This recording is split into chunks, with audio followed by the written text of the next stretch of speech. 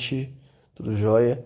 Gravar uma aulinha aqui de revisão para vocês sobre o tema de circulação fetal. Desculpa qualquer barulho aí, meus vizinhos estão um pouquinho animadinhos hoje. Queria também estar nessa situação que eles estão. Então, queria mais fazer o quê, né? Vamos gravar a aula. Então, gente, circulação fetal. O que a gente precisa entender? Que a circulação fetal é muito diferente da circulação pós-natal. Por quê? Porque após o nascimento, algumas estruturas vão deixar de fazer sentido, certo? Elas não vão ser mais necessárias. O que eu vou ter de mudança então? Eu vou ter a obliteração do ducto venoso, do ducto arterioso, da veia umbilical, das artérias umbilicais e do forame oval e secundário, como a Gabi nomeou para vocês, explicou para vocês lá na aulinha de sistema circulatório, certo? O ducto venoso, então, a gente vai tratar então aqui um por um desses pontos que eu nomeei para vocês. Agora, primeiramente, o ducto venoso. Ele vai conectar a veia umbilical esquerda e a veia cava inferior do feto, certo? Até a 7ª semana, a gente vai ter a presença da veia umbilical direita e esquerda, só que após a 7ª semana, a gente vai ter apenas a veia umbilical esquerda. Então, a veia umbilical direita já vai obliterar antes mesmo do nascimento, após a 7ª semana. A maior parte do sangue, então, que está vindo da veia umbilical esquerda, ela vai ser diretamente transportada para a veia cava inferior, através do ducto venoso, e uma menor parte do sangue vai passar pelos sinusoides hepáticos. A gente vai ver que nos sinusoides hepáticos é onde vai acontecer a primeira mistura de sangue, mas a gente vai tratar isso mais para frente. E após o nascimento, a gente vai ter a formação do ligamento venoso. Então, o ducto venoso vai obliterar e a gente vai formar o ligamento venoso. Na imagem da esquerda aqui, eu estou mostrando para vocês tanto a veia umbilical esquerda quanto a direita. A gente já entendeu, então, que após a 7ª semana, a gente vai ter a obliteração da veia umbilical direita, certo? Restando apenas a esquerda.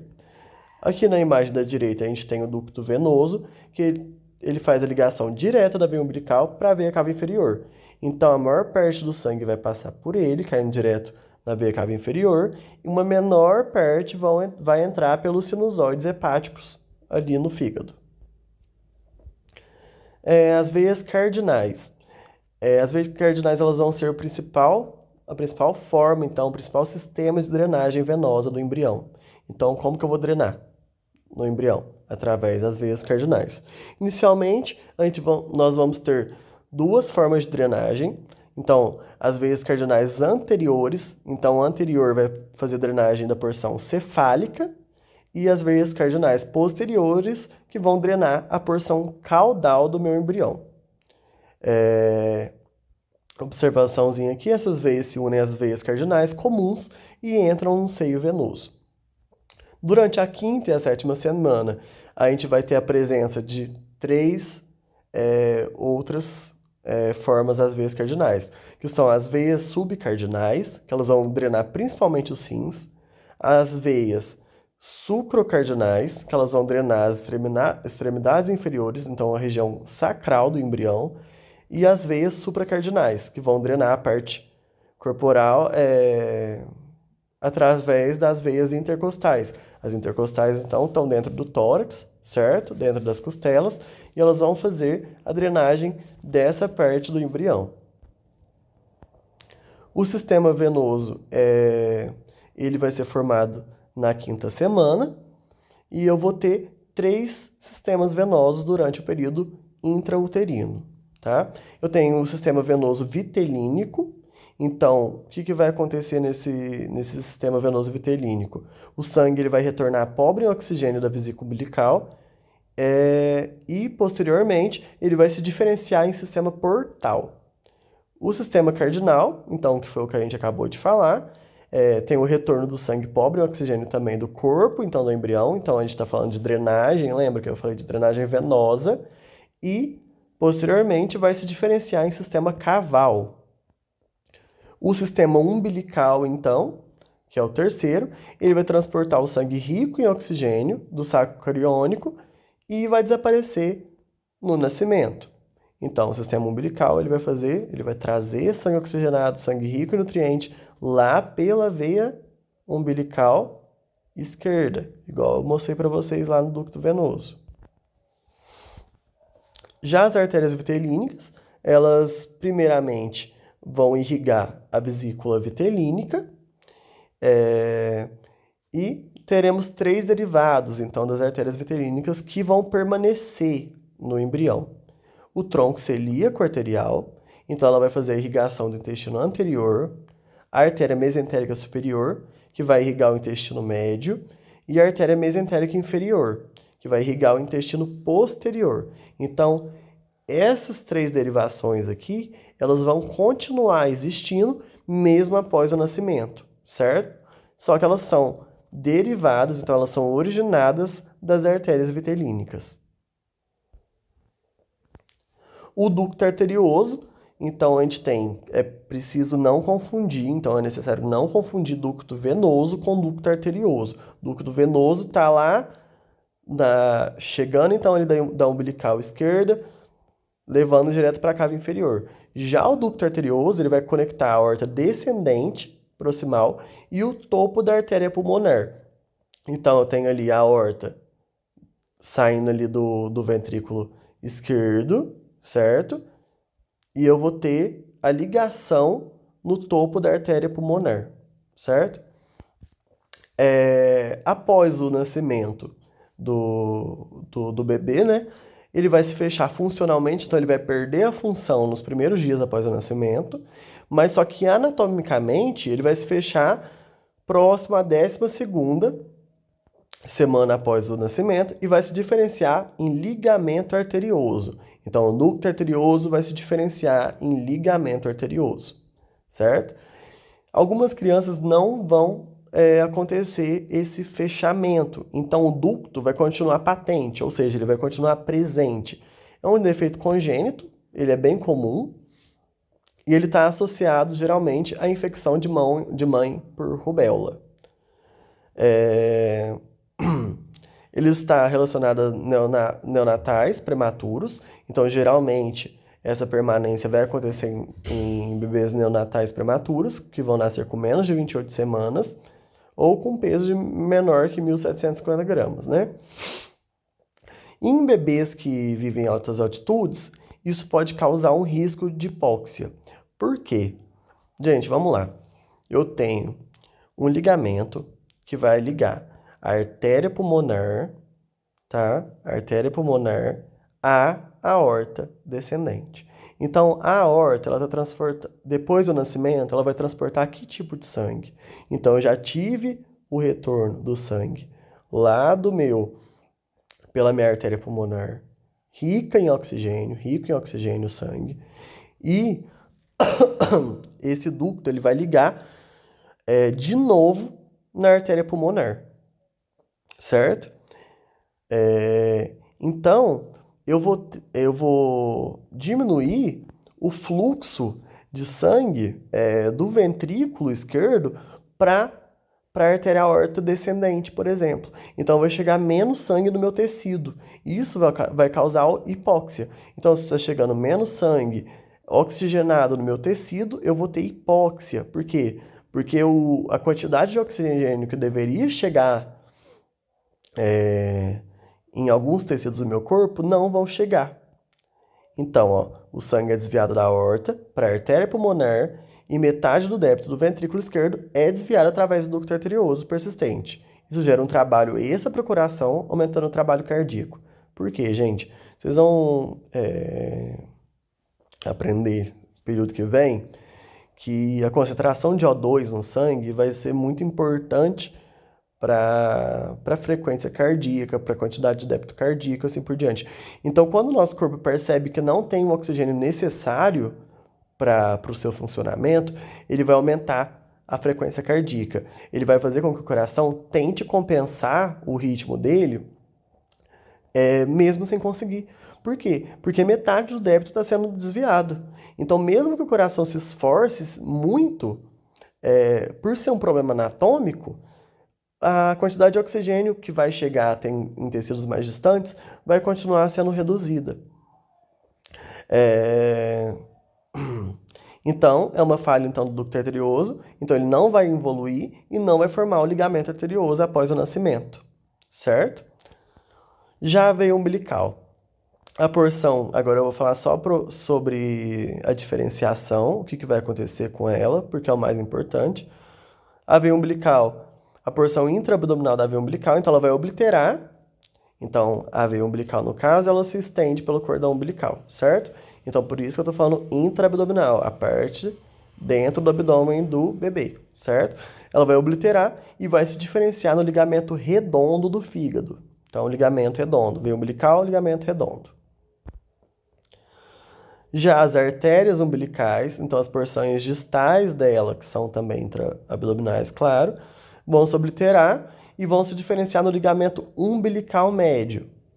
Então, artéria umbilical, ligamento umbilical médio. E as porções proximais vão persistir como artérias vesicais superiores e ilíacas internas, que vocês já viram em anato, as ilíacas internas. Perdão, gente. Já o forame oval e o secundário, como a Gabi explicou para vocês a presença deles durante a vida uterina, eles vão se fechar funcionalmente após o nascimento, então eles vão perder a função depois que o bebê nascer. E o fechamento anatômico ocorre no terceiro mês de vida, então. Então, como que esse fechamento vai acontecer? Vai ocorrer a proliferação tecidural e a adesão do septo primário, então lá do septo primário, à margem esquerda do septo secundário. Vocês já viram na aula com a Gabi o septo primário, a formação do septo primário, a formação do septo secundário. Então, durante o fechamento, eu vou ter a proliferação tecidual e adesão do septo primário à margem esquerda do septo secundário, fechando os dois ali, então. Do septo primário vai surgir o assoalho da falsa oval e do septo secundário vai surgir uma prega arredondada que vai ser chamada de limbo da fossa oval. Então, limbo da fossa oval e fossa oval, certo? Primário vai ser a fossa oval em si, secundário vai ser a prega da fossa oval. Vocês estudaram em anato também, vocês devem ter visto a presença no estudo da fossa oval e do limbo da fossa oval. Aqui eu coloquei um esqueminha de imagem para vocês, para ver o ducto arterioso, então, vai se transformar no ligamento arterioso, certo? Ali o ligamento, ó, antes tinha um ducto, agora a gente tem um ligamento.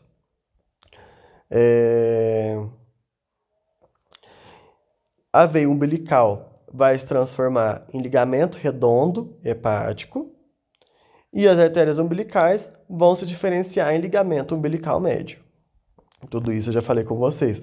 Gente, é importante escrever, sabe? Vai escrevendo o que o que se transforma no quê, porque ela cobra mesmo. Como que vai se dar, então, a circulação fetal? O sangue vai chegar, então, ali pela veia umbilical esquerda.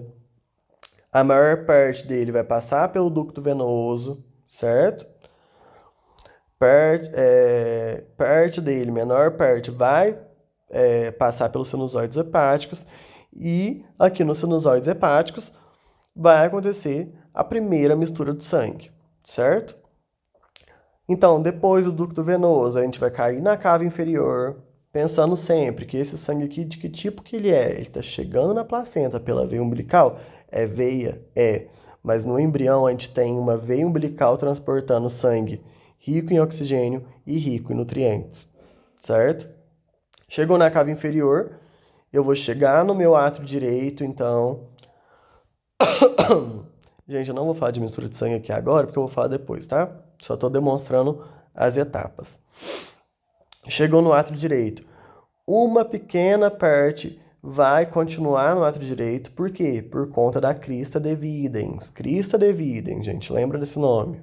Danziger gosta, tá? Crista devidens. Vai passar pelo forame oval diretamente para o átrio esquerdo. Do átrio esquerdo, então, a gente vai ter partindo, passando pelo ducto venoso, caindo direto, então, na artéria pulmonar, e parte vai para a aorta, certo? Vai para a aorta descendente, que vai ir para o restante do corpo, né? Até chegar lá na artéria umbilical de novo, e a artéria umbilical vai levar o sangue, então agora pobre em oxigênio, então depois de oxigenar todos os tecidos, para a placenta de novo, certo? Aqui é importante pontuar que 65% do sangue passa para as artérias umbilicais e retorna à placenta, e 35% vai suprir as vísceras e a parte inferior do corpo, tá? Então, 65% retorna à artéria umbilical e 35% vai estar destinada a suprir as partes inferiores do corpo. Vamos à mistura de sangue agora. Gente, eu coloquei aqui o textinho, mas eu acho até mais fácil entender lá na imagem, tá? Então eu vou voltar aqui e depois eu volto aqui nesse textinho de novo, só para falar se ficar faltando alguma coisa, tá? Então vamos aqui de novo. Sangue chegou na artéria, na veia umbilical esquerda, veia umbilical esquerda. Parte vai passar pelo ducto venoso, a maior parte, mas uma pequena parte vai entrar nos sinusoides hepáticos e é aqui que acontece a primeira mistura. Então, eu tenho um sangue rico em oxigênio, rico em nutriente, que vai chegar no sinusoide hepático. Qual que era o tipo de sangue que estava lá? Pobre em oxigênio, pobre em nutriente. Mas primeiro tem que pensar em sangue desaturado, ou seja, pobre em oxigênio. Então eu vou ter a primeira mistura de um sangue saturado em oxigênio com sangue desaturado. Beleza. Passei pelo ducto venoso, vou cair na cava inferior, segunda mistura de sangue. A cava inferior estava trazendo o sangue da parte inferior do corpo, certo? Vocês já estudaram em anatomia, trazendo a parte inferior, sangue da parte inferior do corpo. Ali tá, que tipo de sangue? Desaturado, pobre em nutrientes, geralmente. O que vai acontecer? Vai cair um sangue saturado, direto do ducto venoso, beleza? Entrou no átrio esquerdo meu sangue. Maior parte vai passar pelo forame oval, mas a parte que não passar por conta da crista devidens vai se misturar com o sangue presente no átrio direito, certo? Então, no átrio direito eu tinha um sangue desaturado que vai se misturar com o sangue saturado que está vindo ali da cava inferior, certo? Maior parte do sangue passou ali para o átrio esquerdo, beleza. O sangue vai se misturar, então, com o sangue desaturado, que está retornando os pulmões. Então, o sangue que está vindo ali da artéria pulmonar, ele é pobre em oxigênio, né? Porque o pulmão não está funcionando, claro. Vai se misturar com o sangue que está vindo pelo forame oval, beleza? A quinta mistura, então, vai se dar na aorta descendente, porque o sangue vai se misturar com o sangue da aorta proximal. Então, a artéria proximal vai passar uma certa quantidade de sangue para a artéria aorta descendente, se misturando, então, o sangue saturado em oxigênio com o sangue desaturado em oxigênio. Essas são as 5 misturas de sangue no nosso corpo. Gente, não é difícil. Lembra, faz o desenho se for preciso. Aí um tanto de vez vocês pegam facinho. Então aqui eu falei tudo, foi o que eu falei. Eu posso mandar os slides para vocês depois se vocês quiserem, mas foi basicamente tudo que eu falei. Agora a parte clínica. A gente tem que a clínica mais importante que a Danziger ama cobrar, que geralmente está relacionada, que sempre cai na prova dela, na verdade, é a tetralogia de Fallot, certo? 7 a 10% dos casos de anormalidades cardíacas estão relacionados à tetralogia de Fallot. São 4 os defeitos congênitos que estão presentes nessa tetralogia. Defeito do septo intraventricular, ou seja, eu não vou ter a formação do septo entre os dois ventrículos e isso vai causar uma obstrução do fluxo e saída do ventrículo direito. Então, no ventrículo direito, mesmo o coração, o ventrículo direito, tentando bater, enviar o sangue, né, pela veia pulmonar, ele não vai conseguir. Então, parte do sangue vai ficar regurgitando sempre para o ventrículo direito, certo? E o que isso vai causar? Uma hipertrofia. Por quê? Porque o coração ele vai tentar compensar essa falha aumentando de tamanho, tá? Hipertrofia ventricular direita, então acabei de pontuar, tá vendo? A gente pensa no primeiro defeito e já pensa no segundo, porque é uma coisa lógica. Se eu não tenho funcionamento, o coração tenta hipertrofiar. Então, hipertrofiou o ventrículo direito, aumento do ventrículo direito. Estenose da artéria pulmonar. Então, a artéria pulmonar ela vai diminuir de calibre, então o sangue não vai conseguir passar. Isso é estenose, né? A não passagem do sangue. Então, eu vou ter uma obstrução do fluxo do ventrículo direito. E o tronco pulmonar, por ser pequeno, ele vai causar atresia pulmonar. Atresia pulmonar por quê? Porque o desenvolvimento do pulmão está intimamente relacionado com a quantidade de sangue que vai chegar até nele, né? Então, eu preciso do sangue chegar no pulmão para que ele mantenha a sua função. Quando eu diminuo a função de um órgão, ele vai entrar em atresia, que é a mesma coisa que acontece com... Nossa, gente do céu! Com tudo que a gente falou que sofreu obliteração. E o quarto defeito é a dextroposição da aorta, ou seja, o arco aórtico está para a direita, ele está virado para a direita, ao invés de estar virado para a esquerda. Ele é chamado também de cavalgamento da aorta sobre o septo interventricular. Então, no septo interventricular, eu vou ter o cavalgamento da aorta. Os sintomas, então. Cianose. Cianose por quê? Porque o meu pulmão está em atresia, certo? Eu não estou conseguindo fazer a circulação sanguínea da forma correta. Então, ao mesmo tempo, eu vou sentir dispneia, ou seja, falta de ar, porque o meu pulmão está atrésico. Déficit de crescimento, por quê? Porque eu tenho hipóxia, eu vou viver numa vida de constante hipóxia. No meu metabolismo, agora bioquímica, para eu fazer via aeróbica, eu preciso de oxigênio. E a produção de ATP principal no nosso corpo é dependente de oxigênio. Então, eu vou ter uma crise hipercianótica, então, com baixíssima quantidade de saturação de oxigênio, com episódios súbitos e potencialmente letais de cianose grave, tá? O diagnóstico ele é feito através de anamnese, né, exame físico. Além disso, a radiografia de tórax. Geralmente, o coração tem o formato de bota e o segmento principal da artéria pulmonar côncavo e acentuada diminuição da trama vascular pulmonar. E também a gente vai ter, né, o arco aórtico projetado para a direita, e em 25% dos casos vão ser visíveis. O ecocardiograma bidimensional com Doppler colorido, a gente vai observar a hipertrofia ventricular direita, né? Então lembra que a hipertrofia ventricular direita era lá a segunda falha, e também pode exibir hipertrofia atrial direita, tá? É mais comum a gente ver a hipertrofia ventricular direita, só que também pode estar presente a hipertrofia atrial direita. Gente, a revisão foi essa, espero que vocês gostem. Qualquer coisa, só me chamar no privado, tá? Boa noite.